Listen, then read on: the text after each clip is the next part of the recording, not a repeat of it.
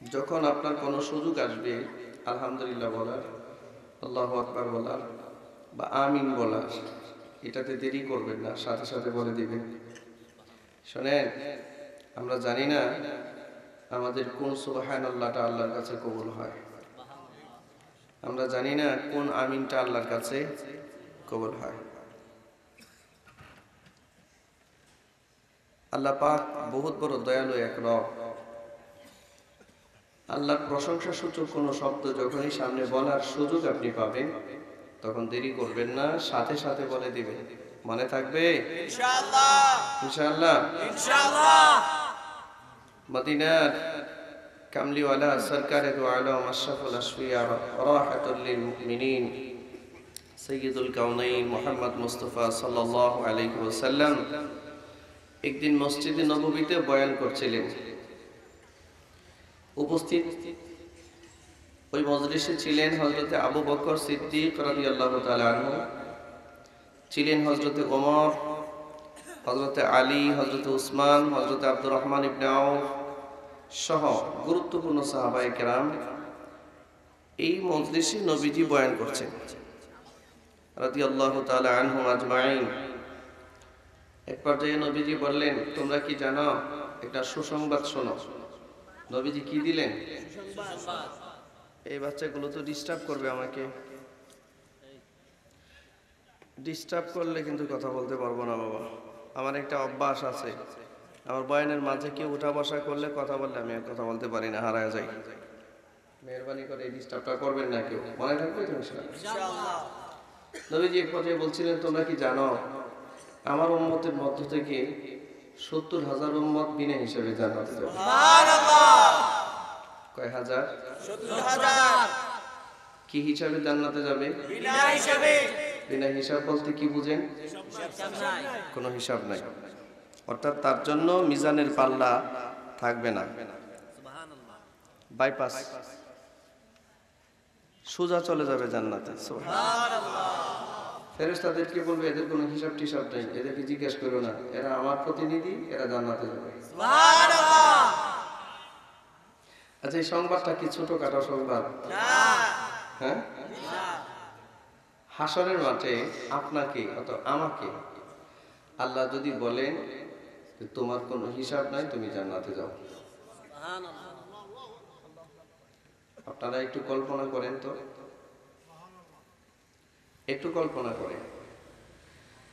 আল্লাহ তাআলা যদি হাসরের মাঠে কথা বলেন যে তোমার কোনো হিসাব নাই, তুমি জান্নাতে চলে যাও, তা তার চেয়ে তার মতো সৌভাগ্যবান মানুষ কি আর হতে পারে কেউ? বাংলাদেশে যারা বিসিএস ক্যাডারে পরীক্ষা দেয়, বিসিএস ক্যাডারে, এটার জন্য অনেক খাটকড়ি পুরাইতে হয় না? অনেক পড়াশোনা, এরপরে অনেক ইন্টারভিউ, তারপরে ভাইবা, হ্যান ত্যান, তারপরে ঘুষ তো আছেই, ঠিক না? এখন তো একটা কি বলে, এটা পিয়নের চাকরি নিলেও ঘুষ দিতে হয়। এখন বিসিএস ক্যাডারে যদি কাউকে নিয়োগ দেওয়া হয়, তাকে নিয়োগকর্তা যে সে যদি বলে তোমার কোনো ইন্টারভিউ নেই, কোনো পড়াশোনা নাই, যাও তুমি বসে যাও, তুমি এখন এসপি, তাহলে তার জন্য বিশাল ব্যাপার। এটা তো দুনিয়ার হিসাব শেষ।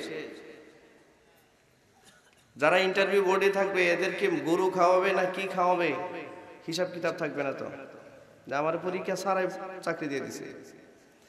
হাসরের মাঠে আল্লাহ পাক মিজানের পাল্লা প্রতিস্থাপন ছাড়াই ৭০,০০০ মানুষকে জান্নাত দিয়ে দিবেন। সুবহানাল্লাহ। এটা বিশাল ক্ষমতা, বিশেষ ক্ষমতা, বিশেষ পাওয়ার। সুবহানাল্লাহ। নবীজির একজন সাহাবী সেখানে বসা, নাম না জানা একজন সাহাবী, অখ্যাত একজন সাহাবী, অখ্যাত, সবাই তার নাম জানে না, গ্রামের মানুষ দূর থেকে আসছে, নবীজির বয়ানে তিনি বসে গেছেন। তিনি মনে মনে ভাবতেছেন, নবীজি যখন বললেন ৭০,০০০ উম্মত আল্লাহ তাআলা বিনা হিসেবে জান্নাতে পাঠাবেন, তো আমি একটু এই চান্সটা গ্রহণ করি। আলহামদুলিল্লাহ বলেন। আলহামদুলিল্লাহ। গ্রামের এক সাহাবী। তিনি দাঁড়ালেন, দাঁড়িয়ে নবীজির কাছে আবদার পেশ করলেন, ওগো আল্লাহর নবী, আপনি একটু আল্লাহর কাছে বলেন, সুপারিশ করেন, প্রার্থনা করেন, আমার আল্লাহ যেন আমাকে 70,000-এর ভিতরে শামিল রাখে। কারণ কি ইয়া রাসূলুল্লাহ? কারণ হলো আমার কোনো আমল নাই,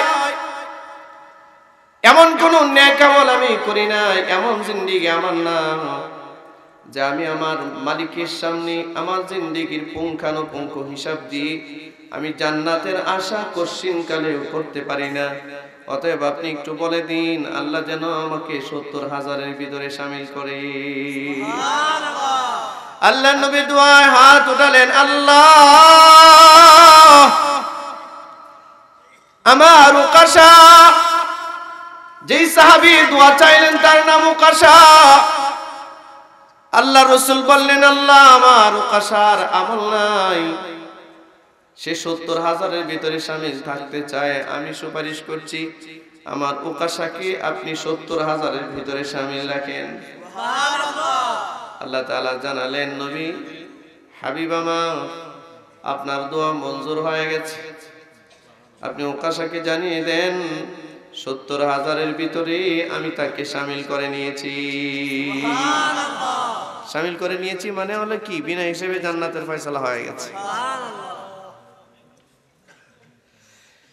হযরত ওমর ইবনে খাত্তাব রাদিয়াল্লাহু তাআলা আনহু তিনি দাঁড়ালেন, বললেন, আল্লাহ ইয়া রাসূলুল্লাহ, যে দোয়াটা উকাশার জন্য করছেন এই দোয়াটা একটু আমার জন্য করেন না। সুবহানাল্লাহ।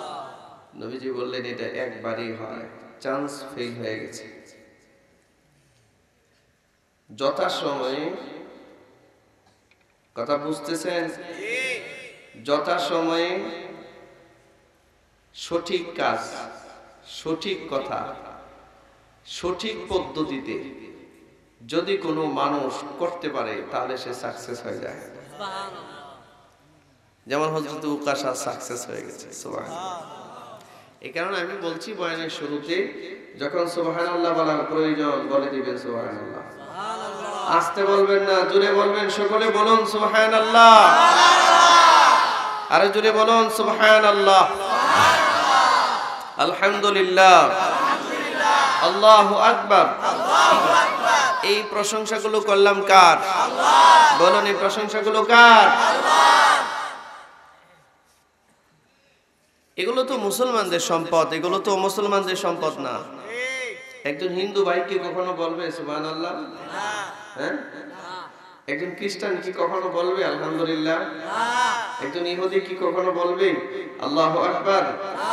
এটা কি তার শব্দ? এটা আমরা বলবো। আমরা তিরমিজি শরীফের বর্ণনায় এসেছে,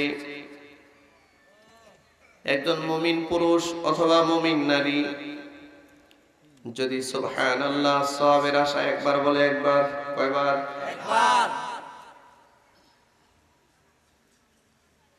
আওয়াজ করলে হবে না, আওয়াজ করলে অনুরোধ করছি আপনাদের কাছে, একদম অনুরোধ। সাইড সাউন্ড হবে না, সাইড সাউন্ড করবেন না মেহেরবানি করে। ফোনগুলো বন্ধ করে দিতে পারি না আমরা কিছু সময়ের জন্য? ফোনটি বন্ধ করে দেব। শোনো, আমরা অনেক কিছু দেখি না, আমরা অনেক কিছু জানি না। আমাদের এই মজলিসটার চারপাশে, এই মজলিসটার চারপাশে অসংখ্য ফেরেশতারা আমাদেরকে ঘিরে ধরেছে। সুবহানাল্লাহ। আমরা দেখি না। আসেন না, এতটুকুন সময় একটু আল্লাহর জন্য দেই না? হ্যাঁ, একটু পৃথিবীর মানুষ থেকে একটু ডিসকানেক্ট হওয়া প্রয়োজন। মাঝে মধ্যে সারা পৃথিবী থেকে আপনি একটু ডিসকানেক্ট হবেন। ডিসকানেক্ট বুঝেন তো? বিচ্ছিন্ন হবেন, বিচ্ছিন্ন। চোখ বন্ধ করে একটু কল্পনা করবেন যে আপনার কবরে আপনি একা পড়ে আছেন, আর কেউ নাই। আছে কেউ? কে যাবে আপনার সাথে? আমার একটু বলেন, আমার সাথে কে যাবে কবরে? আমার বিবি, আমার স্ত্রী, আমার বাচ্চা, আমার ভাই বোন, বাবা মা? তার মানে কেউ না। তার মানে কেউ, আমি একা। একটু কল্পনা করেন তো, আপনি কবরে একা, ডানে মাটি বামে মাটি, সামনে পিছনে উপরে নিচে সব দিক দিয়ে মাটি, আপনি একা। আচ্ছা, এটা মনে হয় একটা বুয়া কোনো কথা নাকি? এই কথার বাস্তবতা নাই নাকি? এটা মনে হয় 1000 বছর পরে, 500, 100।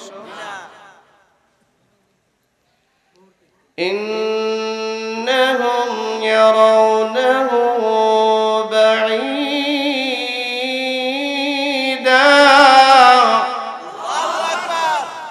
ونراه قريبا।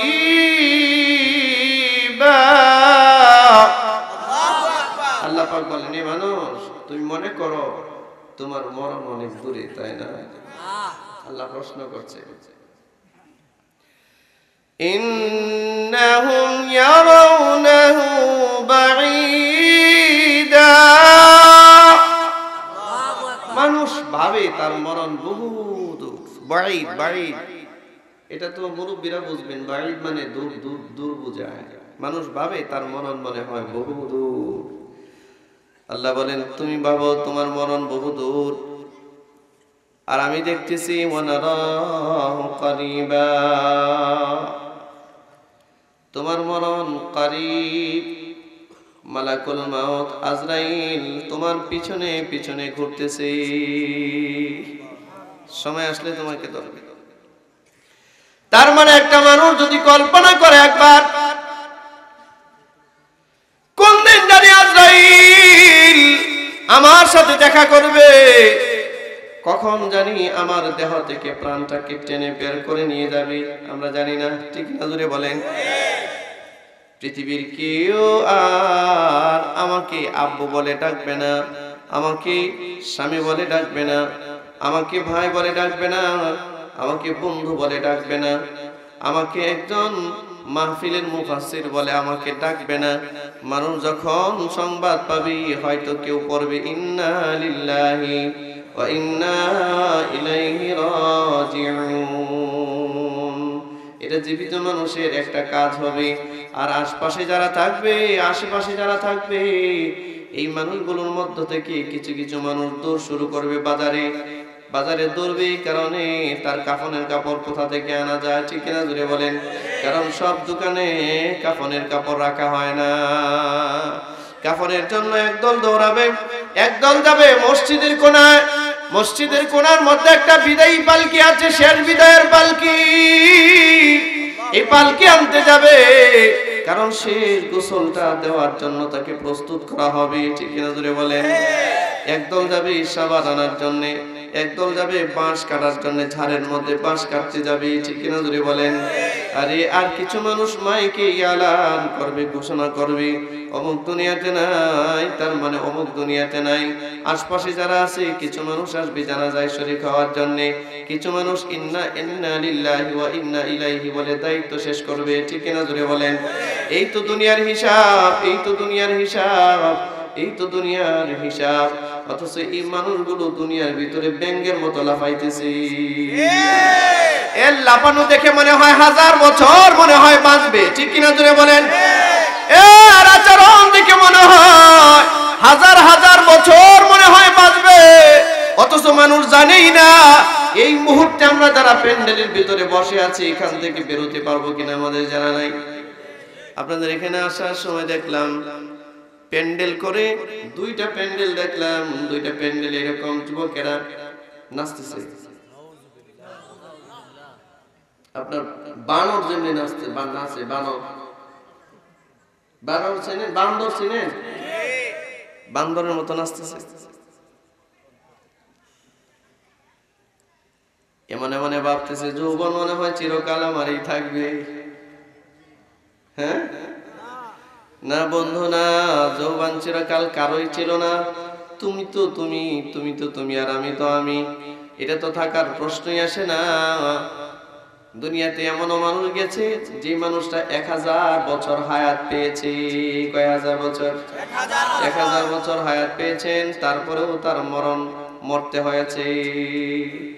আমরা পাবো 1000 বছর হায়াত? কে কে পাবে? আমরা যারা আজকে প্যান্ডেলের নিচে আছি, এটা 2021 সালের আজকে কত তারিখ? ফেব্রুয়ারি 20 তারিখ। 2021 সালের আজকে 20 তারিখ। আগামী ঠিক 50 অথবা 100 বছর পর, খুব খেয়াল করুন, খুব খেয়াল করুন, এটা সবচেয়ে বড় নসিহত হতে পারে। আপনার মরণ নিশ্চিত, হিসাব নিয়ে যান। আগামী ঠিক 100 বছর পর, আগামী ঠিক 50 বছর পর এই জমিনটা তার অবস্থানে থাকবে, আর আমরা একটা মানুষ ওই জমিনের উপরে থাকতে পারবো না। সবগুলো মানুষের জানাজা হবে, দাফন হবে, কবর হবে, সবাই কবরের নিচে।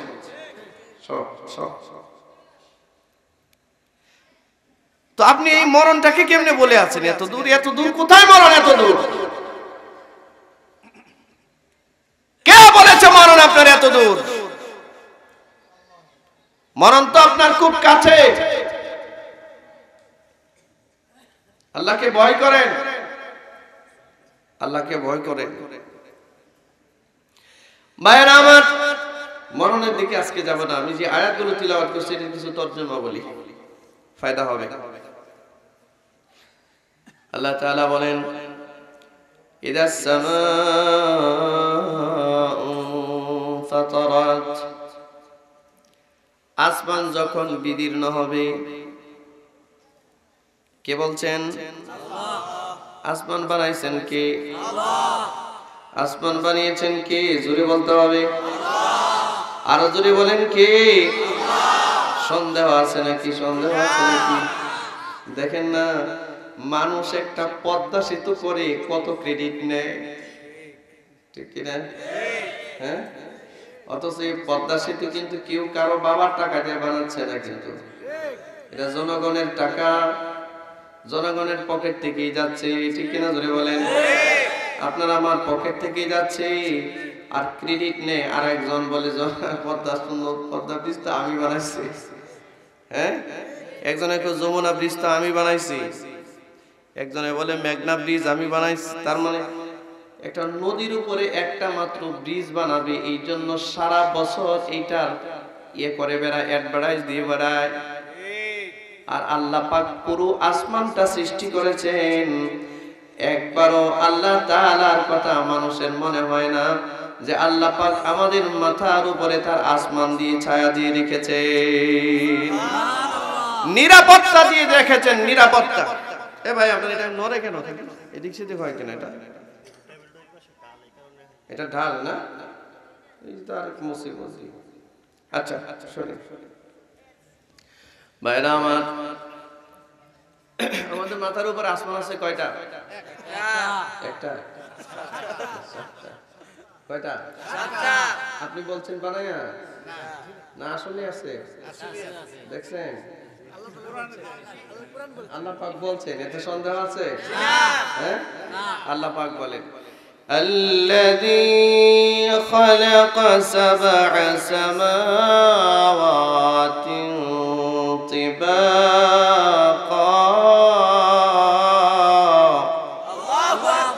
আল্লাহ বলেন, আমি পর্যায়ক্রমে তোমার মাথার উপরে 7টা আসমান বানাইছি। সুবহানাল্লাহ। কে বানিয়েছেন? আল্লাহ। মুখটা নাড়াচাড়া করেন, একটু আল্লাহর নাম বলেন। আল্লাহ। নাম ডাকতে মন চায় না? আল্লাহ দেখেন, আল্লাহ বলতে মন চায় না। অনেকে মনে হয় যে আল্লাহর নাম নিলে গুনাহনি হয়। আবার একটা যুবক একটা দলের, এখন তো আমাদের দেশের সমস্যা হচ্ছে, আমি আজকে আসার সময় ড্রাইভারের সাথে কথা বলছিলাম, রাস্তাঘাটে চলাফেরা করলে যে পরিমাণ বিলবোর্ড দেখি নেতাদের, রিক্সাওয়ালাও নেতা। এখন আমাদের দেশে এখন কর্মী নাই, সব নেতা। ঠিক রে, ঠিক বললেও ঠিক, এটা না বললেও ঠিক। তার চেয়ে জোরে সুরে বলেন, ঠিক কিনা? তা আমি আমার ড্রাইভারকে বললাম, শোনো, যেই দেশে ঘিয়ের দাম আর পানির দাম এক হয়, এ দেশ বেশি দিন টিকে না, মানুষও বেশি দিন বাঁচে না, ঠিক না? যে দেশে সবাই নেতা হয়ে যাইতে চায়, এই দেশে বেশি দিন মানে হয় এই সব তন্ত্রমন্ত্র আর চলতো না, ঠিক ঠিক না? সবাই নেতা। ওমায় এক রিক্সাওয়ালার বিশাল এক ছবি দেখি একদিন, বললাম কি রে, তোর ছবি দেখে রাস্তার মধ্যে কই হুজুর রিক্সা চালায় কই দিনে আসে। আমার একটা সংগঠন আছে, এই সংগঠনের সভাপতি আমি। রিক্সা কি জানি একটা কিতা কইছে,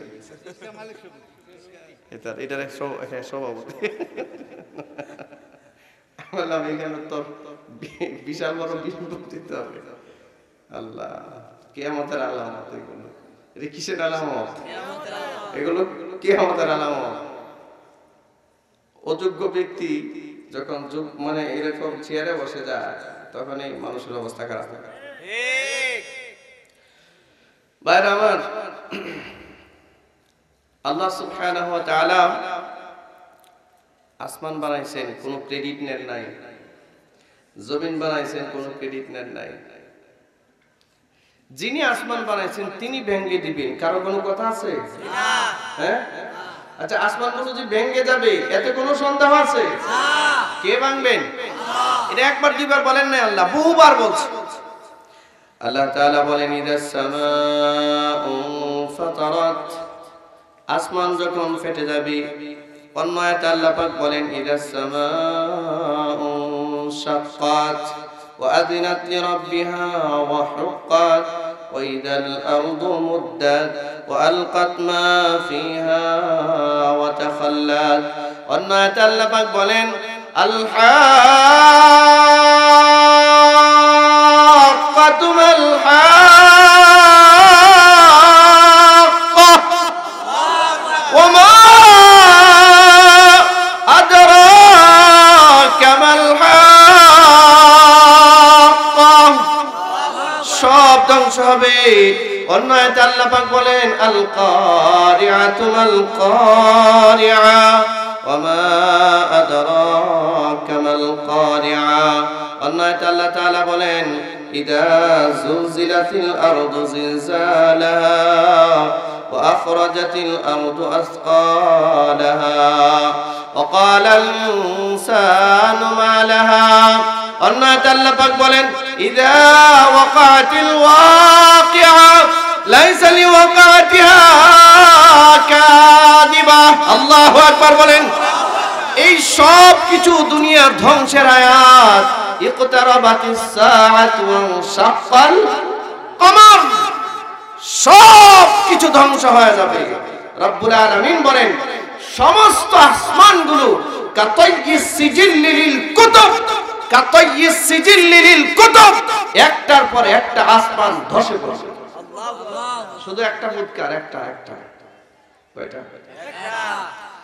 فَإِذَا نُفِخَ فِي الصُّورِ نَفْخَةٌ وَاحِدَةٌ, লন্ডভন্ড হয়ে যাবে সব কিছু। সেই মহান মালিক বলেন এই আসমানগুলো ভাঙবে, ফেটে যাবে, চৌচির হয়ে যাবে। আপনারা জানেন কি আসমানটা কত বড় জানেন? গবেষণায় আমরা তো ছোটবেলায় খেলাধুলা যখন করতাম তখন মনে হতো যে ওই গ্রামের সাইডে মনে হয় আসমান জমিনের সাথে লাগছে, ঠিক না? এই যে সারা দুনিয়া ঘুরতেছি, আসমানের ঠিকানা খুঁজে পাই না। আসমান কোথায় এটা খুঁজে পাই না। আল্লাহর রাসূল সাল্লাল্লাহু আলাইহি ওয়াসাল্লাম আজ থেকে 1450 বছর আগে নবীজি ইরশাদ করেছেন, 1400 বছর আগে রাসূল বলেছেন এই আসমানটা সারা পৃথিবীটার চতুর্দিক দিয়ে পরিবেষ্টন করে আছে।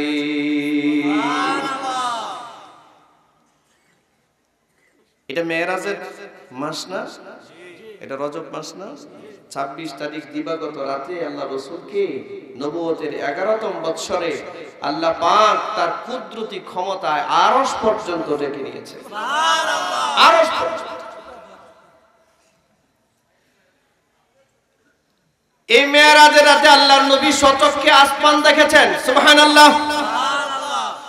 স্বচক্ষে 1 2 3 4 5 6 7 সিদরাতুল মুনতাহা, তারপরে আরো যত জগৎ আছে সব তিনি দেখেছেন। সরাসরি আল্লাহ পাকের সাথে মুকালামা হয়েছে, সুবহানাল্লাহ, কনসালটেন্সি হয়েছে, কথোপকথন হয়েছে আল্লাহ পাকের সাথে সরাসরি।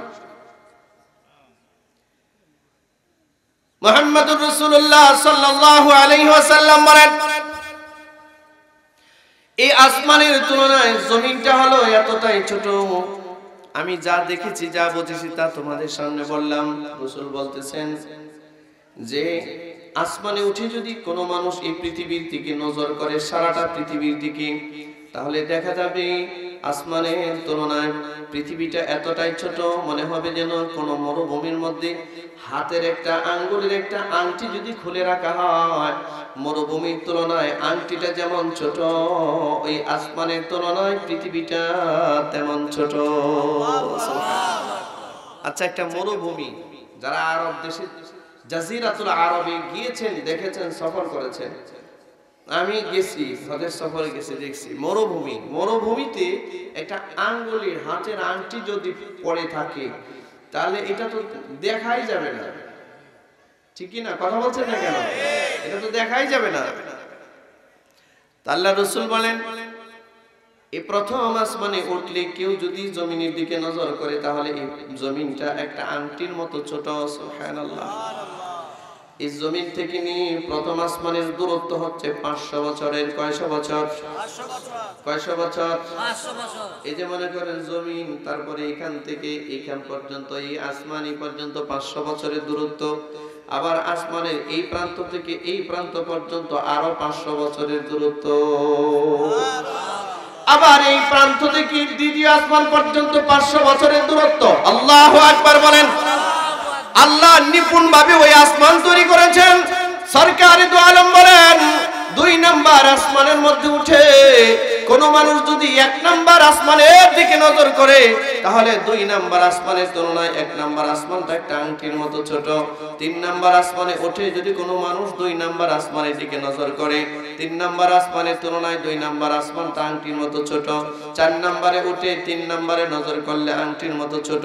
5 নাম্বারটায় উঠে 4 নাম্বারে নজর করলে একটা আংটির মতো ছোট। 6 নাম্বার আসমানে উঠে কেউ যদি 5 নাম্বার আসমানের দিকে নজর করে তাহলে 6 নাম্বার আসমানের তুলনায় 5 নাম্বার আসমানটা একটা আংটির মতো ছোট। 7 নাম্বার আসমানে উঠে কেউ যদি 6 নাম্বার আসমানের দিকে নজর করে তাহলে এই 7 নাম্বার আসমানের তুলনায় 6 নাম্বার আসমানটা একটা আংটির মতো ছোট। আবার 7 নাম্বার আসমানের উপরে আরেকটা জগৎ আছে, এটার নাম সিদরাতুল মুনতাহা। কি নাম জুড়ে বলেন? আরো জুড়ে বলেন, কি নাম? এই সিদরাতুল মুনতাহা এত বড়, এত বড়, এত বড়। আল্লাহর নবী বলেন সিদরাতুল মুনতাহায় উঠে যদি কোনো মানুষ 7 নাম্বার আসমানের দিকে নজর করে তো সিদরাতুল মুনতাহার তুলনায় 7 নাম্বার আসমানটা একটা আংটির মতো ছোট। এই সিদরাতুল মুনতাহার উপরে আরেকটা জায়গা আছে, এটার নাম লা জামান লা মাকান, যেখানে কোনো জামানা কাজ করে না, যেখানে কোনো মাকানে কাজ করে না, যেখানে ঘড়ির টাইম চলে না, যেখানে কোনো টাইম কাউন্টেন হয় না, যেখানে কোনো ধরনের ঘড়ির কাঁটা চলে না, সময় চলে না, সূর্য ওঠে না, চন্দ্র ওঠে না, কিচ্ছু নাই। এটা এই গ্রহটার নামই দেওয়া হয়েছে লা জামান লা মাকান। এই লা জামান লা মাকান পাড়ি দেওয়ার পর আল্লাহ তাআলার আরশ,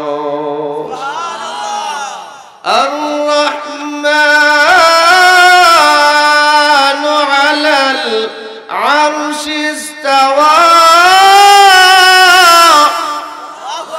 লাহু মা ফিস সামাওয়াতি ওয়া মা ফিল আরদ ওয়া মা বাইনাহুমা ওয়া মা তাহতা আস-সারা।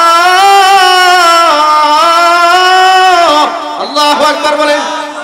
আল্লাহ রাব্বুল আলামিন বলেন এই যে আসমান, এর উপরে আল্লাহর আরশ, আরশে আজিমে আল্লাহ পাক অধিষ্ঠিত আছেন।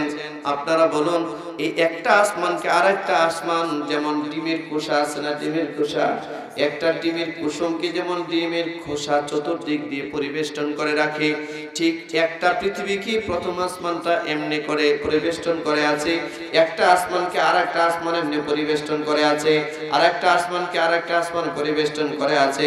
7 নম্বর আসমানটাকে সিদরাতুল মুনতাহা পরিবেষ্টন করে আছে, সিদরাতুল মুনতাহাকে লা জামান লা মাকান পরিবেষ্টন করে আছে, লা জামান লা মাকানকে পরিবেষ্টন করে আছে আল্লাহর আরশে আজিম। বন্ধু, এটা হচ্ছে আল্লাহর আরশ। একটু চিন্তা করুন, আল্লাহর আরশ যদি এত বড় হয় তাহলে আল্লাহ কত বড়। আল্লাহু আকবার জোরে বলেন, আরো জোরে চিৎকার করে বলেন আল্লাহু আকবার। তাহলে আল্লাহ কত বড়, ওই মালিক কত বড়, আল্লাহ রাব্বুল আলামিন তো এত বড়। অন্য আয়াতে আল্লাহ পাক বলেন ওমা কাদারুল্লাহ হাক্কা কদরিহি ওয়াল আরদু জামিআ ক্বাবদাতুহু ইয়াওমাল কিয়ামা ওয়াস সামাওয়াতু মাতওয়িয়াতুন বিয়ামিনি সুবহানাহু ওয়া তাআলা আম্মা ইউশরিকুন। আল্লাহ তাআলা বলেন, আরে কিয়ামতের দিন হাসরের মাঠে, এই খেয়াল করছেন এই কথাগুলো হয়তো এর আগে শুনেন নাই, এটা গল্প কাহিনী আর কিচ্ছা কাহিনী না, আমি হাদিস বলছি, হাদিস আর কোরআন থেকে বলছি। আল্লাহ তাআলা আল্লাহ নিজে বলছেন ওমা কাদারুল্লাহ হাক্কা কদরিহি ওয়াল আরদু জামিআ। এই পৃথিবীর মানুষ, আমার যে ক্ষমতা, আমার যে কর্তৃত্ব, আমার যে মুলকিয়ত, আমার যে পাওয়ার, এই পাওয়ার সম্পর্কে তোদের কোনো ধারণাই নেই। আমার পাওয়ারের একটা উদাহরণ আমি দেই। আল্লাহ বলেন ক্বাবদাতুহু ইয়াওমাল কিয়ামাহ ওয়াস সামাওয়াতু মাতওয়িয়াতুন বিয়ামিনি। আমার ডান হাতের মধ্যে এইরকম ডান হাতের কবজা দেখতেছেন, এই দেখতেছেন, এই ডান হাতের কবজার ভিতরে 7টা আসমান আমি এমনি ধরে রাখবো। সুবহানাল্লাহ, আল্লাহু আকবার। জোরে বলেন আল্লাহু আকবার, জোরে বলেন আল্লাহু আকবার। 7টা আসমান আমার কুদরতি হাতের মুঠোর ভিতরে থাকবে, সুবহানাল্লাহ। আর 7টা জমিন থাকবে বাম হাতের মতো, সুবহানাল্লাহ। কি ভাবলেন আপনি? কি ভাবছেন আপনি ভাবতেছেন পৃথিবীতে আপনি কয়েকটা টাকা পয়সার মালিক হয়েছেন, একটা বাড়ি করছেন, হ্যান করছেন, তেন করছেন, আবিজাবি করছেন, আপনি অনেক কিছু করে ফেলছেন। আপনি মেম্বার, চেয়ারম্যান, এমপি, মন্ত্রী, প্রধানমন্ত্রী, হাবিজাবি আর অনেক কিছু, মনে হয় অনেক কিছু করে ফেলেছেন, হয়ে গেছেন আপনি। দেখেন না, এটা সামান্য চেয়ারম্যান বলে আমি গুন্ডাগিরি করে চেয়ারম্যান হয়েছি, ঠিক কিনা? কেমন গুন্ডা! এ যদি আল্লাহর ক্ষমতা সম্পর্কে জানতো কখনো এই কথা বলতো না। বাংলাদেশের মানচিত্রের দিকে তাকালে, পৃথিবীর মানচিত্রের দিকে তাকালে বাংলাদেশে হারিকেন দিয়ে খোঁজা লাগে, পাওয়া যায় না খুঁজে, ঠিক? আচ্ছা, যেই দেশেই খুঁজে পাওয়া যায় না, এই দেশের তাও একটা মাত্র চেয়ারম্যান, সে বলে আমি গুন্ডাগিরি। নমরুদের নাম মনে হয় শোনে নাই, ঠিক না? নমরুদের নাম মনে হয় শোনে নাই। আপনারা মনে হয় 100 টাকা পাইবেন না, অল্প অল্প দিয়েন, বেশি না। শোনেন, নমরুদ সারা পৃথিবীটা ক্ষমতা করত, সারা পৃথিবী, সূর্য যেখান থেকে উঠতো, যেখানে অস্ত যেত, পুরাটা পৃথিবীর রাজত্ব আল্লাহ নমরুদকে দিয়েছিলেন। আচ্ছা, নমরুদ আছে না গেছে? হ্যাঁ, সম্মানের সহিত গেছে না জুতার বাড়ি হয়ে গেছে? তাও ল্যাংরা মশার কামড়, সাথে হচ্ছে জুতার বাড়ি।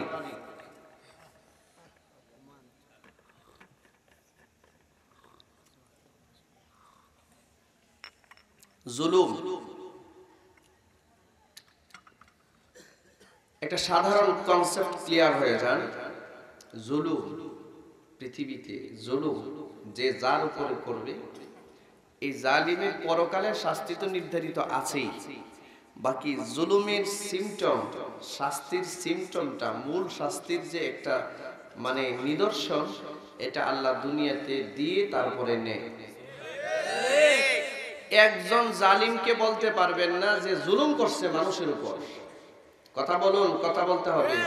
যে ব্যক্তি জুলুম করছে মানুষের উপরে আর এই লোকটা সম্মানের সহিত দুনিয়া থেকে বিদায় হয়ে গেছে, একটা উদাহরণ পৃথিবীর কেউ দিতে পারবে না। পারবেন?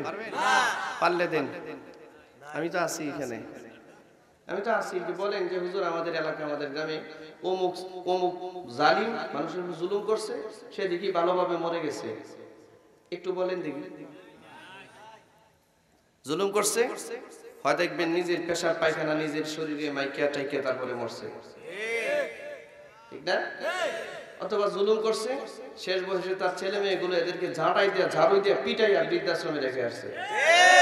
মানুষের উপরে জুলুম করছে, আর না হয় নিজের বাড়িঘর নিজে কষ্ট করে বানাইছে, বানানোর পরেও তার ছেলে মেয়েরে মুষ্টাইয়া লাটিয়া, আমার কথা বুঝেন তো আপনারা, এরা ঘরের বাইরে বাইরে বারান্দায় জায়গা আছে, বারান্দায় গরুর সাথে আছে না,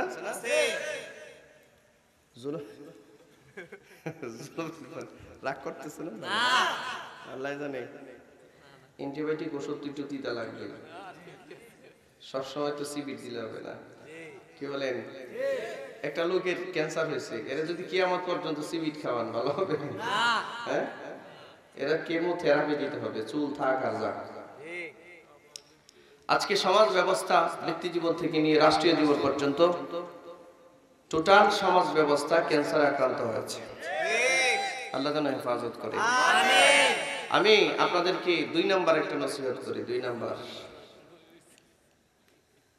কোন জায়গায় যদি কারো উপরে জুলুম করার কোন সুযোগ আসে, যে ইচ্ছা করলে আপনি ক্ষমতা দেখাইতে পারেন কিন্তু তারপরে ক্ষমতাটা দেখান নাই, আপনি বিশ্বাস করে আপনার পরকাল সহ, মরণ সহ, কবর সহ, মিজান সহ, হাসর সহ জান্নাতের জিম্মাদারি আল্লাহ নিয়ে নেবে। মানুষের উপরে জুলুম করবেন না কখনো, মানুষের উপরে জুলুম করবেন না কখনো। শুধু মানুষ নয়, একটা পিঁপড়ার উপরেও জুলুম করেন না, একটা পিঁপড়ার উপরেও জুলুম করবেন না, দেখবেন আল্লাহ আপনার জিম্মাদারি নিয়ে নেবে।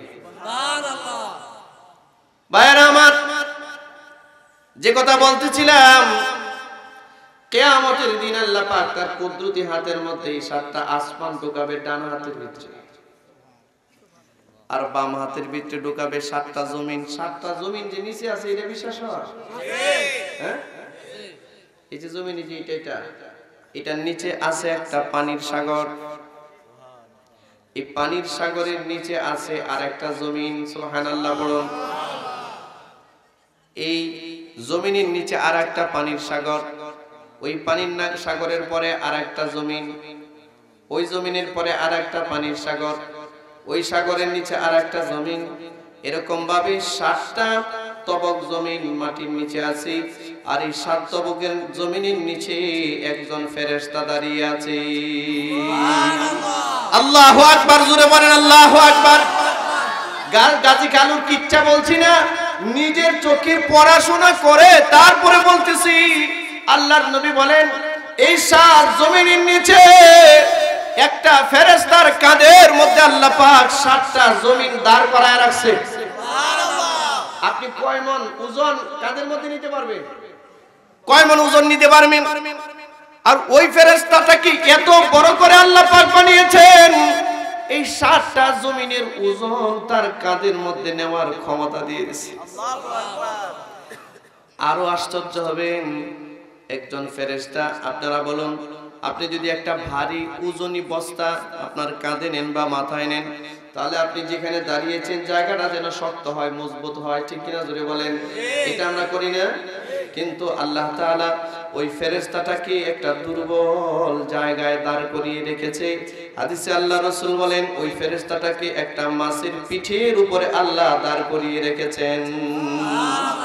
মাছের পিঠ খুব শক্ত জায়গা, হ্যাঁ? মাছের পিঠ খুব শক্ত না পিচ্ছিল? ধরলেই তো পিচ্ছিল। আল্লাহ কত বড় কুদরতওয়ালা! এইজন্য আল্লাহ পাক বলেন, ইন্নাকা আলা কুল্লি শাইইন কাদির। কাদির কুদরতদারি, কাদির কুদরতদারি, হর চে খাহি আকুনি, মুর্দারা জিন্দা কুনি, জিন্দারা মুর্দা কুনি। আল্লাহ এমন কাদির, এমন কুদরতওয়ালা, তিনি মরাকে জীবিত করেন আর জীবিতরে মারেন।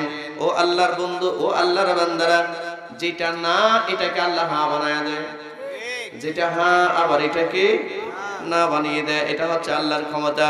ও দুনিয়ার মুসলমান, এই যে ফেরেশতাটা একটা মাছের পিঠের উপরে দাঁড়িয়ে আছে, আর ওই মাছটা আর একটা সাগরের উপরে ভাসমান। ওই সাগরের নিচে কিছু কাদা মাটি আছে, কাদা মাটি। ওমা তাহতা সারা, ওমা তাহতা সারা, ওমা তাহতা সারা। আল্লাহ পাক বলেন এটাকে তাহতা সারা বলে। আপনারা দেখবেন গভীর নলকূপ যদি খোঁড়া হয়, গভীর নলকূপ 1000, 1500, 2000 ফিট নিচে যখন যায়, তখন এক জাতের মাটি বের হয়, যেই মাটির সাথে দুনিয়ার মাটির কোনো মিল নাই। আছে না? হয় না? এরকম হয় না? মুফাসসিরিনরা লিখেছেন এই যে 2000-3000 ফুট নিচে একটা এই নলকূপ খুঁড়লে পড়ে, এটাকে খনন করলে পরে যে মাটি বের হয়, অচেনা অজানা মাটি, এটা তাহতা সারার একটা অংশ। সুবহানাল্লাহ। আল্লাহ তাআলা বলেন ওই তাহতা সারায় যদি একটা পিঁপড়া হাঁটে, পিঁপড়া, ছোট্ট একটা পিঁপড়া, ওই পিঁপড়ার পায়ের যে আওয়াজটা, এটা আমি আল্লাহর কানে পৌঁছাই। সুবহানাল্লাহ। সেই আল্লাহ আসমান আর জমিন বানিয়েছেন, সেই মালিক বলেন ইযাস সামাউ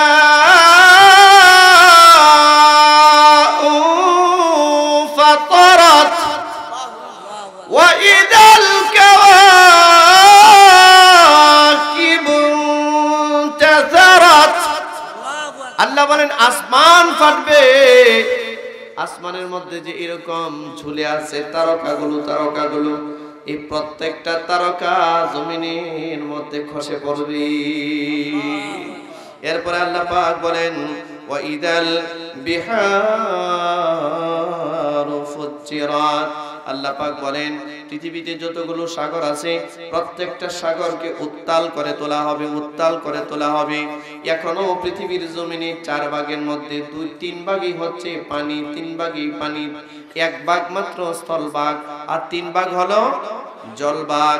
ও আল্লাহর বান্দারা, আল্লাহ পাক বলেন এখন তো জমিনের মধ্যে একটা বঙ্গোপসাগরে যদি, অথবা ইন্ডিয়ান সাগরে, অথবা কাস্পিয়ান সাগরে, অথবা যে কোনো সাগরের মধ্যে একটা মাত্র ঢেউ ওঠে, তো এই ঢেউটার নাম হয়ে যায় কখনো সিডর, এই ঢেউটার নাম হয়ে যায় কখনো নার্গিস, কখনো বিলকিস, কখনো টাইফুন, কখনো এটা, কখনো সেটা। আর একটা ঢেউ সহ্য করতে না পেরে হাজার হাজার জনবসতি সহ লাখো লাখো মানুষ এই ঢেউয়ের ভিতরে, সাগরের পেটের ভিতরে চলে যায়। ঠিক কিনা জোরে বলেন? একটা ঢেউ পৃথিবীর মানুষ সহ্য করতে পারে না, জনপদের পর জনপদ ধ্বংস হয়ে যায়। আর আল্লাহ পাক বলেন ওয়া ইযাল বিহারু ফুজ্জিরাত। আল্লাহু আকবার। সমস্ত সাগরগুলো, কিসের বঙ্গোপসাগর, আর কিসের কাস্পিয়ান সাগর, কিসের আরব সাগর, কিসের আটলান্টিক মহাসাগর, কিসের ইন্ডিয়ান মহাসাগর, সমস্ত সাগরগুলো উত্তাল করে তোলা হবে। সাগরের নিচ থেকে আগুনের ফুলকি বেরোতে থাকবে। একদিক থেকে আসমান থেকে এই কাওয়াকিবগুলো, নক্ষত্রপুঞ্জগুলো জমিনের মধ্যে খসে পড়বে, আর সাগরগুলো উতলে ওঠানো হবে, উত্তাল করে তোলা হবে।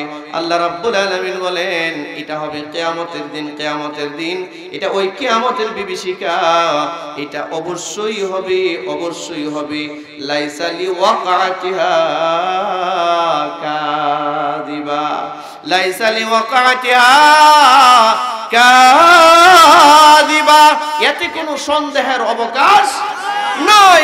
সব একদিন ডিস্ট্রয় হয়ে যাবে, সব একদিন ধ্বংস হয়ে যাবে। এই ধ্বংসের হাত থেকে গোটা পৃথিবীকে রক্ষা করার কোনো প্রোটেকশন কোনো মানুষের নাই। আছে? এটা আল্লাহর গজব।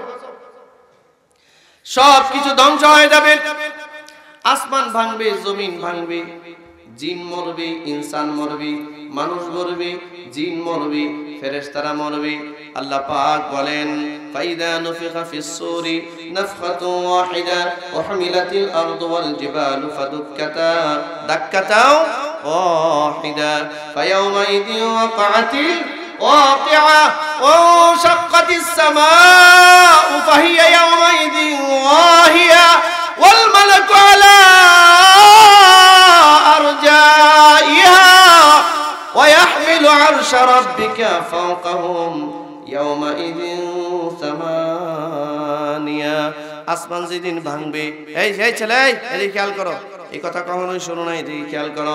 আসমান যেদিন ভাঙবে, জমিন যেদিন ধ্বংস হবে, জালজালা হবে, সাগর যেদিন উত্তাল হবে, সবকিছু যেদিন ধ্বংস হয়ে যাবে, আল্লাহ পাক বলেন ওই দিন কোনো ফেরেশতাকে আমি বাঁচতে দিব না। মাত্র 8 জন ফেরেশতার কাঁধের মধ্যে আমি আল্লাহ আমার আরশকে বসিয়ে রাখবো। 8 জন ফেরেশতার কাঁধের মধ্যে থাকবে আল্লাহর আরশ। সারা আসমান জমিন সব ভেঙে যাবে।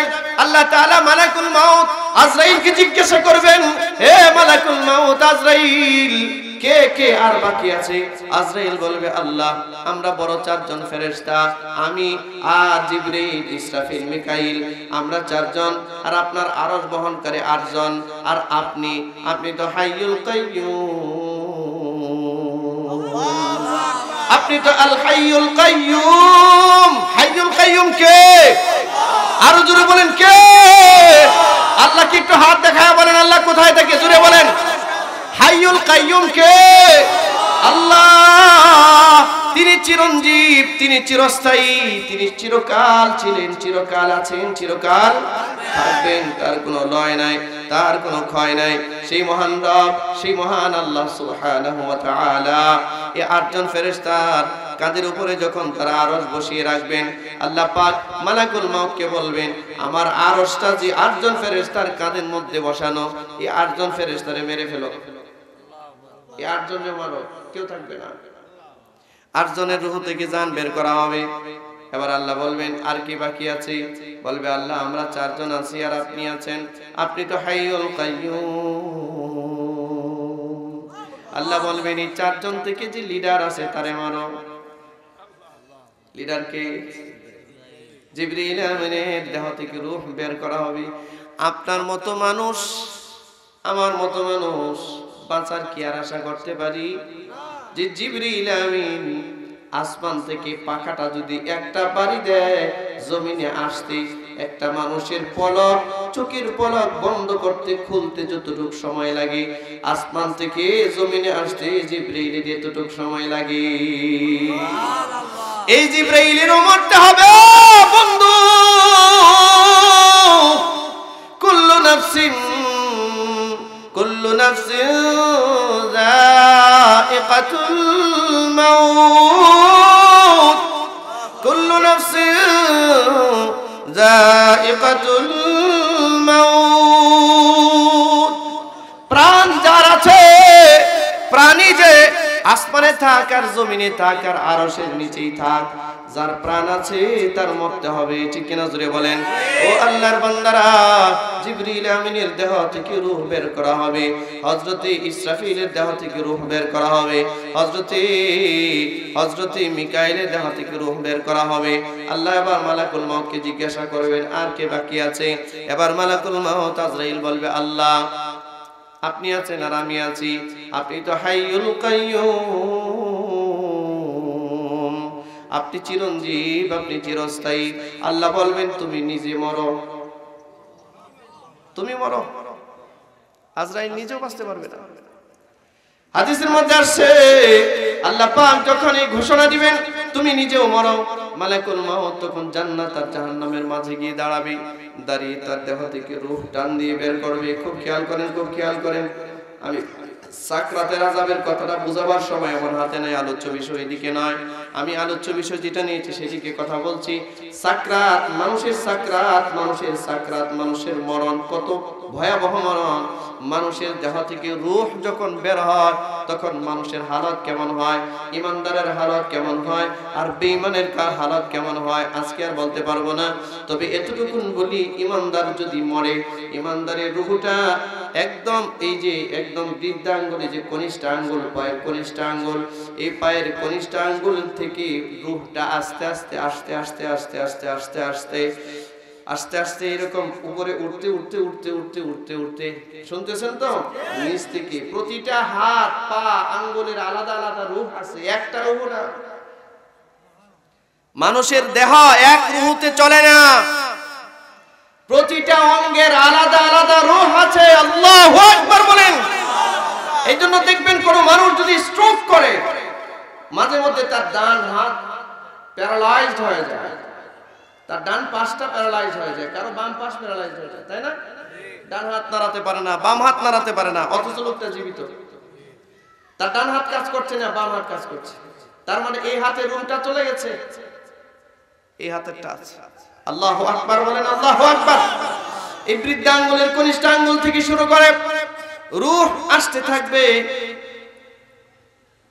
এরকম উপরে উঠতে থাকবে, এই পর্যন্ত আসবে, এই পর্যন্ত।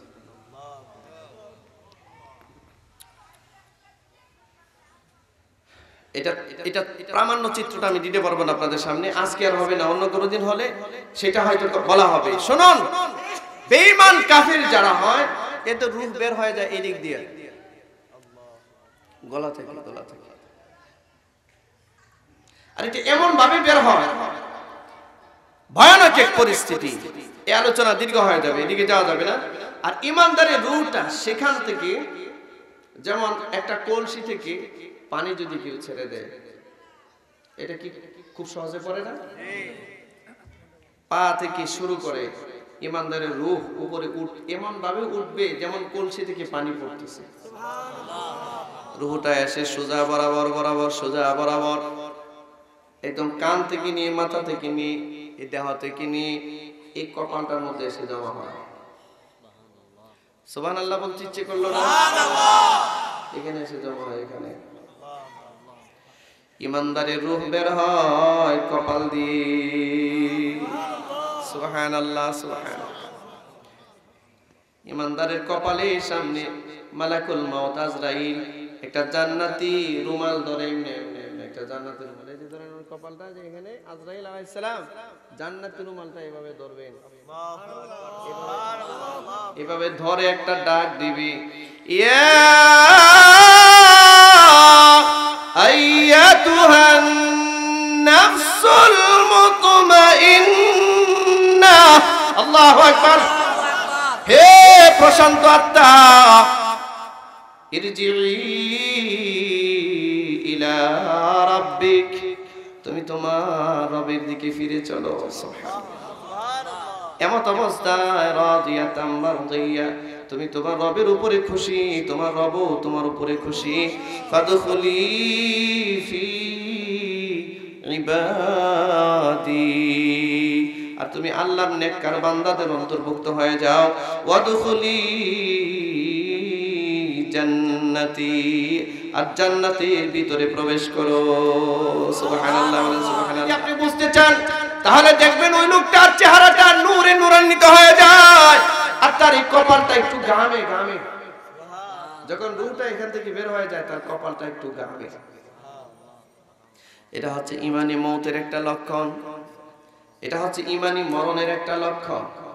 ও আল্লাহর বান্দারা, মওত সম্পর্কে আজকের কথা বলবো না, তবে মালাকুল মওত জান্নাত আর জাহান্নামের মাঝে গিয়ে সে যখন তার রূহটা টান দিবে আর বের করবে, বিশ্বনবী সরকারে দু আলম বলেন, রাসূল আরবি পয়গম্বরে আরবি বলেন, আল্লাহ রাসূল সাল্লাল্লাহু আলাইহি ওয়াসাল্লাম ইরশাদ করছেন, তখন আজরাইল আলাইহিস সালাতু ওয়াস সালাম একটা চিৎকার দিবে, চিৎকার।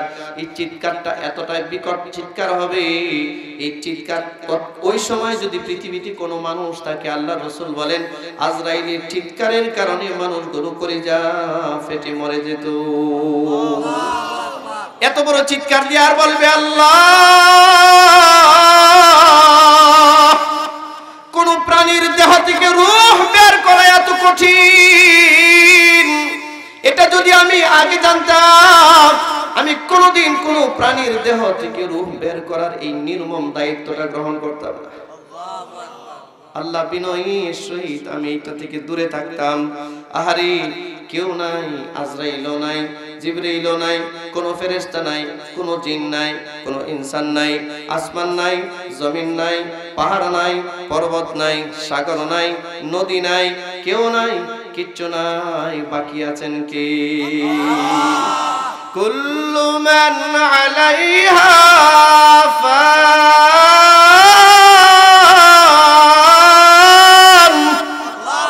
ওয়া ইয়াবকা ওয়াজহু রাব্বিকা যুল জালালি ওয়াল ইকরাম ফাবিআইয়ি আলাই রাব্বিকা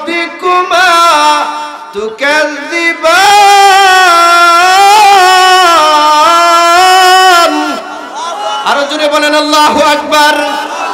আল্লাহ পাক বলেন কুল্লু মান আলাইহা ফান, সব কিছুই তো ধ্বংস হবে। ওয়ায়াবকা ওয়াজহু রাব্বিকা যুল জালালি ওয়াল ইকরাম, শুধু বাকি থাকবে কি? আল্লাহ। 40 বছর চলে যাবে, 40 বছর, 40 বছর যাবে, 40 বছর। এই 40 বছরের ভিতরে আসমান, জমিন, পাহাড়, পর্বত, নদী, নালা, জিন, ইনসান, মালাইকা, কোন ফেরেশতা, কোন মাখলুক নাই। রব শুরুতে যেমন একা ছিলেন, শেষে একা হয়ে যাবেন। সুবহানাল্লাহ। 40 বছর একা থাকবেন।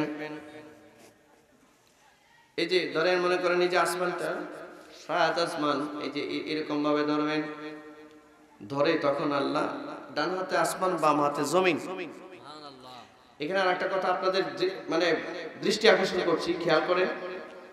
এই হাতের উদাহরণ আসছে। আমাদের হাত কিন্তু আবার আল্লাহর হাতের মতো না, আবার আমাদের হাত আবার আল্লাহর হাত আবার আমাদের হাতের মতো না। আমরা হাত পায়ের সাথে পরিচিত, এই কারণে আল্লাহ হাতের উদাহরণ দিয়েছেন। কিন্তু আল্লাহ যেমন, তার কুদরতি হাত তেমন। এটা কাইফিয়ত মানুষের জানা নাই, এতটুকুর মতো ঈমান রাখবে। ভাইরা আমার, এরকম ডান হাতের ভিতরে, মুষ্টির ভিতরে হচ্ছে 7 আসমান,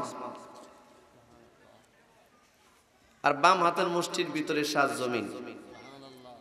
আচ্ছা বলুন তো, তখন ডোনাল্ড ট্রাম্প কই থাকবে? কথা বলে না, কথা বলে না। হিটলার কোথায়? এক কথা কন নাকি আপনারা? ফেরাউন কোথায়? নমরুদ, হামান কামান, সাদ্দার যে ব্যস্ত বানাইছে আল্লাহর সাথে কম্পিটিশন দিয়া, আল্লাহ তাআলার সাথে কম্পিটিশন দিয়ে বেটা বেহেশতি বানায় গেছে। হ্যাঁ, আচ্ছা আচ্ছা, এ থাকবে কই? এখানেই তো।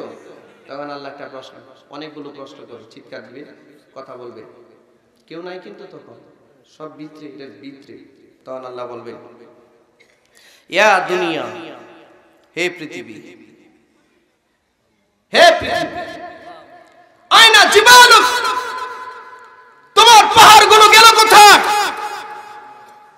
ইয়া দুনিয়া, আয়না বাহরুক, তোমার বুকে যে বিশাল সাগর, মহাসাগর গুলো ছিল, গেল কোথায়?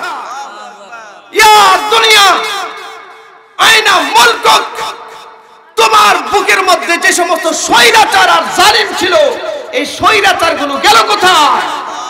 এরা আজকে কোথায়? এই ফেরাউন, নমরুদ, হামান, কামান, সাদ্দাত, মাদ্দাদ, এগুলো গেল কোথায়? এগুলো প্রশ্ন করবে আল্লাহ, উত্তর দেওয়ার কেউ নেই, সব এখানে। সেই রবকে ভয় করেন, সেই রবকে ভয় করেন, সেই রবকে ভয় করেন। আসমান আর জমিন যেমন সত্য, এই কথাগুলো এমন সত্য। এর একদিন এরকম হবে। ভাইরা আমার, খারাপ লাগতেছে আপনাদের? কতটুক সময় হয়েছে? 1 ঘন্টার উপরে হয়ে গেছে। তাহলে এখন আজকে রেখে দিই এখানে, দেরি হয়ে গেছে, একটু চা দে। শুনুন, আল্লাহ সুবহানাহু ওয়া তাআলা এসব ধ্বংস করার পর 40 বছর পর্যন্ত একা থাকবেন। কয় বছর? 40,000 না, 40 বছর। কয় বছর? 40 বছর।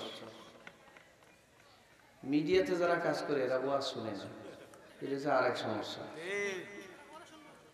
পরে শুনবেন না, এখন শোনেন। আসর আসবে, আসর হবে।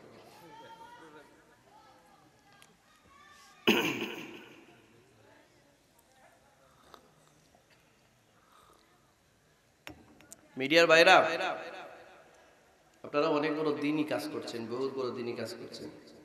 নিয়তটা সহি করেন, ব্যবসার নিয়ত বাদ দেবেন। দুনিয়া তো এমনি আসবে, এমনি আসবে, এটা অটো আসবে, অটো। এই যে দেখেন, আমি হয়তো 2-4-5 হাজার মানুষের সামনে, 10,000, 20,000 বা 1,000, 2,000 মানুষের সামনে কথা বলি। আপনারা যখন এটা ছেড়ে দিবেন, তখন এটা পৃথিবীর কোটি কোটি মানুষের কাছে চলে যাবে, যাবে না? এই কোটি কোটি মানুষ যদি একটা কথা শুনে, একটা কথা মানে, এটার মাধ্যম কিন্তু আপনি। সবটা আমার এখানে আসার আগে আপনার হইয়া তারপরে আসবে, মাধ্যম হইয়া তারপরে আসবে। নিয়তটা সহি করেন, গুরুত্ব দিবেন। আল্লাহ তৌফিক দান করুন। সম্মানিত উপস্থিতি, 40 বছর পর্যন্ত আল্লাহ সুবহানাহু ওয়া তাআলা একা। 40 বছর পরে ইসরাফিলকে উঠাবেন। কাকে উঠাবেন? ইসরাফিল। ইসরাফিলকে উঠায় বলবেন তুমি আরেকটা হু দাও। আগে দিছিল কয়টা? একটা দেওয়ার পরে সব ঠিক আছিল না? সব শেষ হয়েছে, সব ধ্বংস হয়ে গেছে। 40 বছর পরে আল্লাহ পাক ইসরাফিলকে উঠাবেন, উঠিয়ে বলবেন আরেকটা ফুৎকার দাও। সেকেন্ড ফুৎকার এটা, দ্বিতীয় ফুৎকার। দ্বিতীয় নাম্বার ফুৎকার দেওয়ার পরে আল্লাহ পাকের আরশে আজিমের নিচ থেকে একটা বৃষ্টি, একটা মেঘ মেঘ মেঘ। আমার মনে হয় না যে এই কথা এর জীবনে কখনো শুনছেন আপনারা। খেয়াল করেন, একটা বৃষ্টি, একটা মেঘ সারা পৃথিবীর উপরে ছেয়ে আসবে।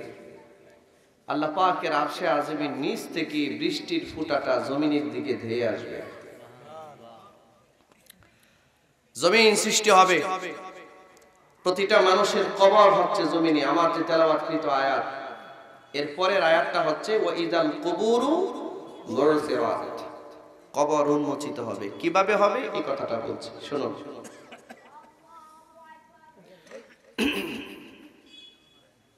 আরশে আজিমের নিচ থেকে বৃষ্টির ফোঁটা যখন পড়বে, এই বৃষ্টির ফোঁটাটা এক একটা মানুষের নাভির উপরে পড়বে। সুবহানাল্লাহ বলুন না, সুবহানাল্লাহ। আরো জোরে বলুন, সুবহানাল্লাহ। আরেকটা তত্ত্ব দেই, এটাও জীবনে পান নাই, আজকে নতুন শুনবেন, নতুন জানবেন।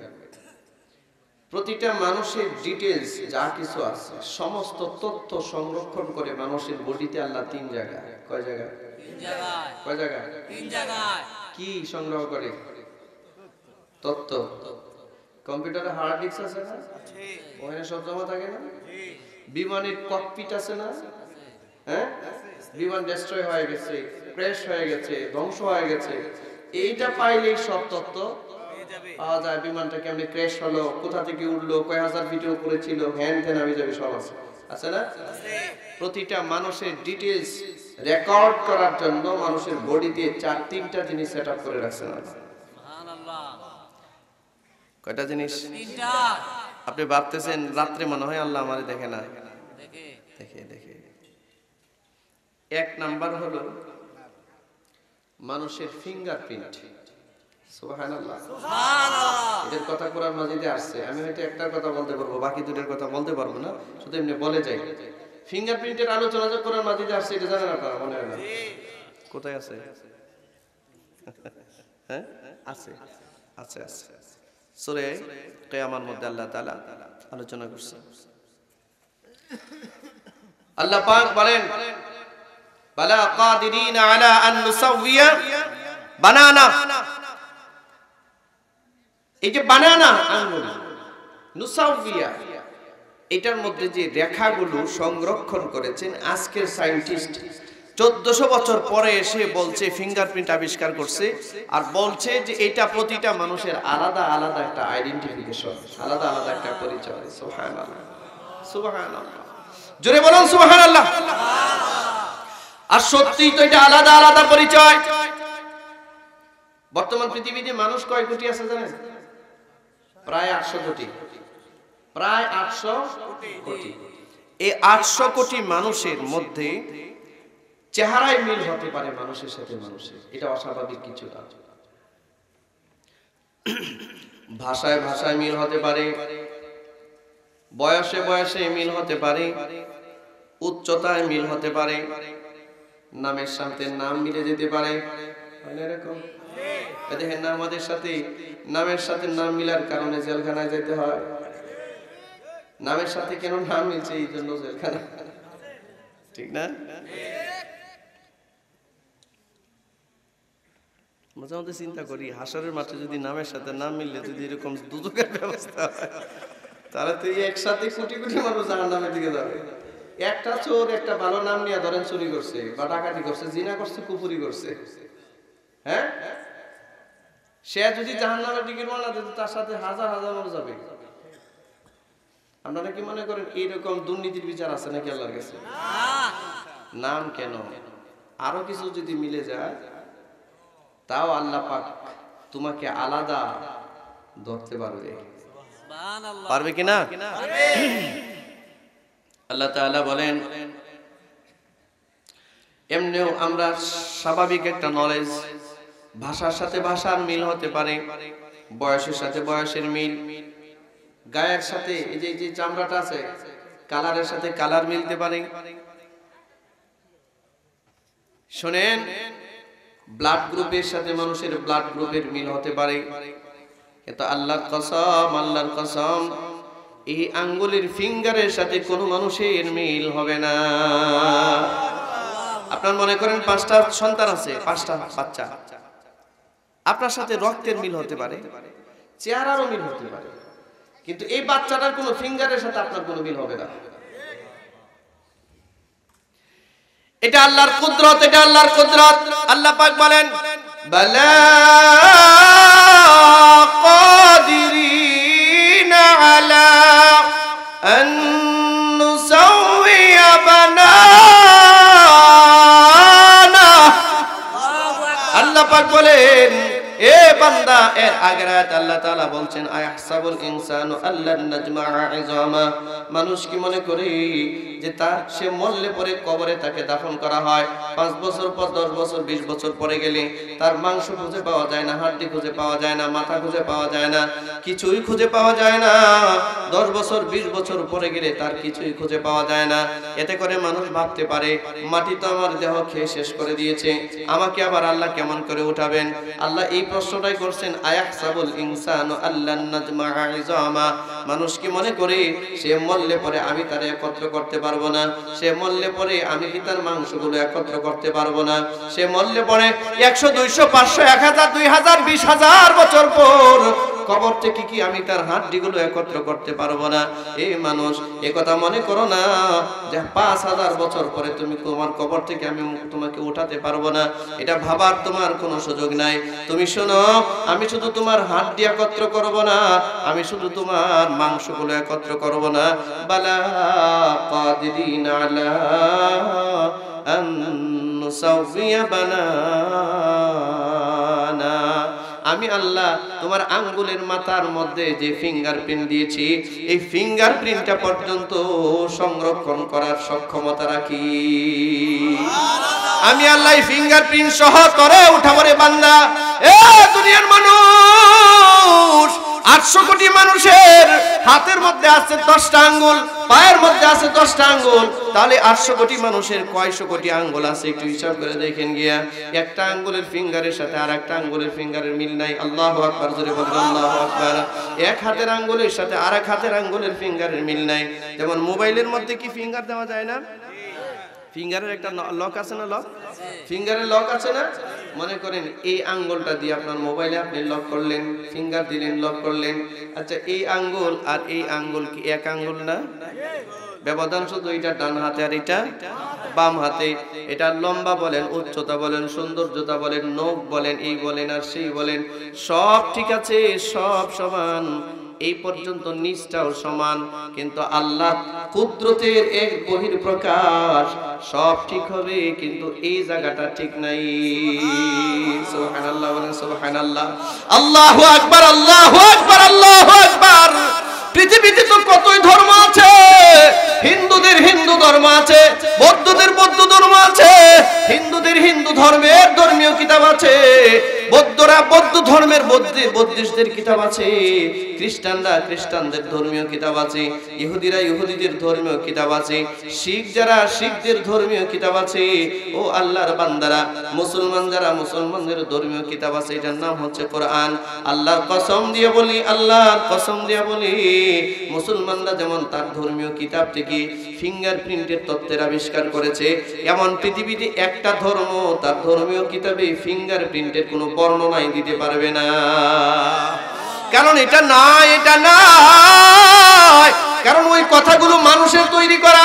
ওরা যখন যেটা মনে করেছে সেটাই রেখেছে আর সেটাই বাদ দিয়েছে, ঠিক কিনা জুড়ে বলেন। আর কোরআন এটা সম্পূর্ণ আল্লাহর কালাম, এটা কালামুল্লাহ। কোরআন কার কালাম জুড়ে বলুন? কোরআন কার কালাম? আল্লাহর কালাম। আল্লাহর কালামে হস্তক্ষেপ করার ক্ষমতা কারো নাই। আল্লাহ পাক বলেন ওয়ালাউ তাকাওয়ালা আলাইনা বা'দাল আকাবিল লাখাযনা মিনহু বিল ইয়ামিন সুম্মা লাকাত'না মিনহুল ওয়াতিন ফামা মিনকুম মিন আহাদিন আনহু হাজিজিন। আল্লাহ বলেন মুহাম্মদ সাল্লাল্লাহু আলাইহি ওয়াসাল্লাম যদি কোরআন মাজিদের মধ্যে কোনো কথা সংযোজন করতেন অথবা কোনো কথা যদি বাদ দিতেন, ছেড়ে দিতেন, আমি আল্লাহ তার গ্রীবাদেশ পর্যন্ত কেটে দিতাম। ফামা মিনকুম মিন আহাদিন আনহু হাজিজিন। আমার এই শাস্তি থেকে মুহাম্মদকে কেউ রক্ষা করতে পারতো না। তার মানে কোরআন কার কালাম? জোরে বলেন কার কালাম? এই কোরআনে আল্লাহ বলেছেন বালা কাদিরিন আলা আন নুসাউইয়া বানানা। আমি শুধু তোর হাত দিয়ে একত্র করব না, তোর আঙ্গুলের মধ্যে যে ফিঙ্গার দিয়েছি আমি, এই ফিঙ্গারটা পর্যন্ত আমি আল্লাহ একত্র করব। সুবহানাল্লাহ। নামের সাথে নাম মিললেও কোনো সমস্যা নাই, বয়সের সাথে বয়স মিললেও কোনো সমস্যা নাই। আরে আরে তোর বাবার নামের সাথে বাবার নাম মিললেও কোনো সমস্যা নাই। কিন্তু পৃথিবীর প্রতিটা মানুষ, যত মানুষ এসেছিল, যত মানুষ আছে, যত মানুষ আসবে, প্রতিটা মানুষের জন্য আমি আলাদা আলাদা পরিচয় এক নম্বরে তার হাতের এই আঙ্গুলের মধ্যে দিয়েছি। সুবহানাল্লাহ বলুন সুবহানাল্লাহ। এই আঙ্গুলের প্রিন্টের সাথে এটার মিল নাই, এটার সাথে এটার মিল নাই, এটার সাথে এটার মিল নাই, এটার সাথে এটার মিল নাই। যদিও বা আঙ্গুল একরকম, যদিও বা আঙ্গুল একরকম, এটা যে আঙ্গুল, এটা একই আঙ্গুল, সব সমান আছে, কিন্তু এটার সাথে এটা কোনো মিল থাকবে না, ফিঙ্গারের মিল থাকবে না। এক নম্বরে আল্লাহ তাআলা মানুষের তথ্য সংরক্ষণ করে নিয়ে আঙ্গুরের প্রিন্টের মধ্যে, সুবহানাল্লাহ বলুন। দুই নম্বরে একটা মানুষের যে চোখের আইরিশ আছে, আইরিশ, এই চোখের আইরিশের মধ্যে আল্লাহ পাক বান্দার সমস্ত তথ্য সংরক্ষণ করেন। আল্লাহু আকবার, আল্লাহু আকবার। আপনার 10টা বাচ্চা আছে, আপনারই মতো চেহারা, আপনার মতোই কথা বলে, আপনার মতোই সমস্ত দেহ অবয়ব সব ঠিক আছে, কিন্তু তার চোখের যদি আইরিশ আপনি পরীক্ষা করেন, আরে আরেকটু আপনারা তো জানেন না, একজন চক্ষু বিশেষজ্ঞ ডাক্তারের কাছে, সার্জনের কাছে জিজ্ঞাসা করে দেখবেন, আল্লাহ পাক মানুষের চোখের মধ্যে 32,000 লেন্স ব্যবহার করছেন। 32,000 লেন্স দিয়েছেন চোখের মধ্যে। ও বন্ধু, এই চোখের মধ্যে একটা আলাদা পরিচয় আছে। এই চোখের মধ্যে আইরিশ প্রিন্ট বলে, এটাকে বলে ফিঙ্গার প্রিন্ট, এটাকে বলে আইরিশ প্রিন্ট। এই আইরিশ প্রিন্ট, আমার চোখের আইরিশের সাথে আপনারটা মিলবে না, আমারটার সাথে আমার বাবারটা মিলবে না, আমার মারটা মিলবে না, অথচ আমি সেখান থেকে এসেছি। আমার বাবা মার আইরিশ আমার সাথে মিলবে না, এটা কোনোদিনও হবে না। এই জন্য এই আইরিশটা হচ্ছে আলাদা এক পরিচয়। 2 নাম্বার মানুষের তথ্য আল্লাহ পাক সংরক্ষণ করেন মানুষের আইরিশের মধ্যে। 3 নাম্বারে গোটা বডির চোখের আইরিশের তথ্য সহ, এই ফিঙ্গারের তথ্য সহ, সারা বডির তথ্য সহ, সামনের পিছনের উপরের নিচের ডানের বামের চতুর্দিকের যত তথ্য আছে সব তথ্য সংরক্ষণ করে রাখে নাভির ভিতরে। সুবহানাল্লাহ বলেন সুবহানাল্লাহ। এই 3টা স্টেশন, 3টা স্টেশন, ককপিট, হার্ড ডিস্ক, মানুষের গোটা বডি হার্ড ডিস্ক, এটা নাভি। শুনুন, একটা মানুষ মরে গেলে 100 বছর পর হাড্ডি মাংস কিছু যদি নাও পাওয়া যায়, তাহলে এই মানুষটাকে কবরে যখন যাবে, কবরের মাটিকে আল্লাহর একটা আদেশ দেওয়া আছে, কবরের মাটি সারা দেহ খেয়ে নিঃশেষ করতে পারে। আল্লাহর কসম, ওই কবরের মাটি কখনো মানুষের নাভি স্পর্শ করে না। দুনিয়ার আগুন মানুষকে পুড়ে ছাই করে দিতে পারে, কিন্তু দুনিয়ার আগুন কখনোই নাভি স্পর্শ করে না। আল্লাহু আকবার। আপনাদের আশেপাশে যদি কোনো হিন্দু ভাই বোনেরা থাকে, তাদেরকে একটু জিজ্ঞাসা করে দেখবেন, তারা যখন তাদের আত্মীয় স্বজন মারা গেলে আগুন দিয়ে পোড়ায়, সারা দেহ যখন আগুন দিয়ে জ্বালিয়ে দেয়, ঠাস ঠাস করে পুড়তে থাকে, আর হাড্ডিগুলো পুড়তে থাকে, সারা শরীর পুড়তে থাকে। আল্লাহর কসম, নাভিতে যখনই আগুনটা আসে, আগুনের তীব্রতা নাভির কাছে আসবার সাথে সাথে নাভিটা ছিটকে দূরে পড়ে যায়। আগুনের ভিতরে থাকে না। এই নাভিটা যেখানে পড়ে এটাই তার কবর। একটা বিমান ধ্বংস হয়ে গেছে, ডিস্ট্রয় হয়েছে, ক্র্যাশ হয়েছে আসমানে, লাশগুলো কখনোই খুঁজে পাওয়া যায় নাই। এই নাভিটা যেখানে পড়েছে এটাই তার কবর বলে বিবেচিত হবে। একটা জাহাজ সাগরের মাঝখানে ডুবে গেছে, এই মানুষগুলো পৃথিবীর কোনো মানুষ আর খুঁজে পায় নাই। মানুষগুলো সাগরের তল দেশে চলে গেছে, হাড্ডি এক জায়গায় চলে গেছে, মাথার খুলি এক জায়গায় চলে গেছে, মানুষের মাংসগুলো সমস্ত মাছেরা খেয়ে নিঃশেষ করে দিয়েছে। কিন্তু এই নাভিটা কোনো মাছ খাবে না, খাইলেও হজম করতে পারবে না, এটাকে ছেড়ে দিতে হবে। এই নাভিটা যদি সাগরের তলদেশেও থাকে, আল্লাহর আরশের নিচ থেকে বৃষ্টি যখন শুরু হবে, প্রতিটা মানুষের নামে, এই প্রতিটা মানুষের সমস্ত দেহের নাম, সমস্ত আইডেন্টিফিকেশন, সমস্ত পরিচয় আল্লাহ তাআলা নাভির মধ্যে সংরক্ষণ করে রেখেছেন। এই নাভির মাটিটা যা দিয়ে আল্লাহ পাক সৃষ্টি করেছেন, যে নুতফা থেকে সৃষ্টি করেছেন, এই নুতফার একটা অংশ আল্লাহ পাক আরশের নিচে সংরক্ষণ করে রেখেছেন। সেখান থেকে সেই নুতফার একটা বৃষ্টি দুনিয়াতে আসবে। এটা দুনিয়ার পানির বৃষ্টি নয়, পানির বৃষ্টি নয়, একটা নুতফার বৃষ্টি হবে। ওই বৃষ্টির ফোঁটাটা যখন মানুষের নাভির উপরে পড়বে, নাভির উপরে পড়ার সাথে সাথেই মানুষটা কবর থেকে উঠে দাঁড়াবে। ওয়াইদাল কুবুর বুসিরাত আলিমাত নাফসুম মা কদ্দামাত ওয়া আখখারাত। আল্লাহু আকবার বলেন। আল্লাহ পাক বলেন, মানুষ কবর থেকে উঠবে আর তাকে জানানো হবে সে পিছনে কি রেখে গেছে আর সামনের দিনের জন্য কি পাঠিয়েছে, সব জানানো হবে। সম্মানিত উপস্থিতি, আপনাদের কাছে বলতে চাই, এই যে আয়াতগুলো আমি তিলাওয়াত করলাম সূরা ইনফিতারের কয়েকটা আয়াত, শেষের গুলোতে তো যেতেই পারি নাই। এই আয়াতগুলোর মধ্যে আল্লাহ পাক বান্দাকে লক্ষ্য করে যা যা বলছেন, এগুলো যে একদিন হবে এতে কোনো সন্দেহ আছে? আপনাদের কোনো ডাউট আছে? কোনো কনফিউশন আছে? এগুলো তো কোনো সন্দেহের অবকাশ নাই। যদি সন্দেহের অবকাশ না থাকে তাহলে নির্ঘাত একদিন আমাদের মরতে হবে। নির্ঘাত মালাকুল মউত আমাদের কাছে আসবে, আসমান ধ্বংস হবে, জমিন ধ্বংস হবে, বিচারের আদালত কায়েম হবে, বৃষ্টির ফোঁটা পড়তে থাকবে, নুতফার বৃষ্টির ফোঁটা পড়তে থাকবে, পানির ফোঁটা নয়, নুতফার ফোঁটা। এটা আমারটা আমার নাভির উপরে পড়বে, আপনারটা আপনার নাভির উপরে পড়বে, আপনারটা আপনার নাভির উপরে পড়বে, আমারটা আপনারটা আমার উপরে পড়বে না, আমারটা আপনার উপরে পড়বে না।